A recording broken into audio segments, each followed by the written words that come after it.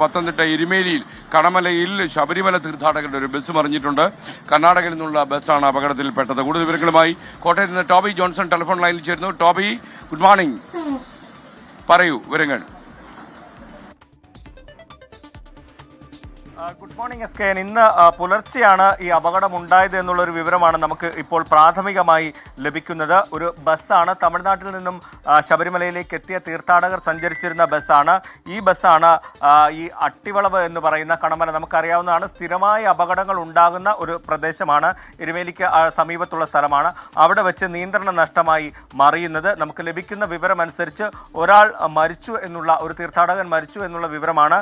ബാക്കിയുള്ള വാഹനത്തിലുണ്ടായിരുന്ന 33 യാത്രക്കാരെ സമീപത്തുള്ള ആശുപത്രികളിലേക്കും കോട്ടയം മെഡിക്കൽ കോളേജിലേക്കും കൊണ്ടുവന്നിട്ടുണ്ട് എന്നാണ് വിവരം ലഭിക്കുന്നത്.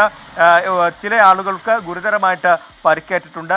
എന്തായാലും ഈ ബസ് ഉയർത്താനുള്ള ശ്രമം നടത്തുന്നുണ്ട്. ഈ പാതയിൽ ഗതാഗത തടസ്സവും നേരിടുന്നുണ്ട് എസ് കെ എൻ.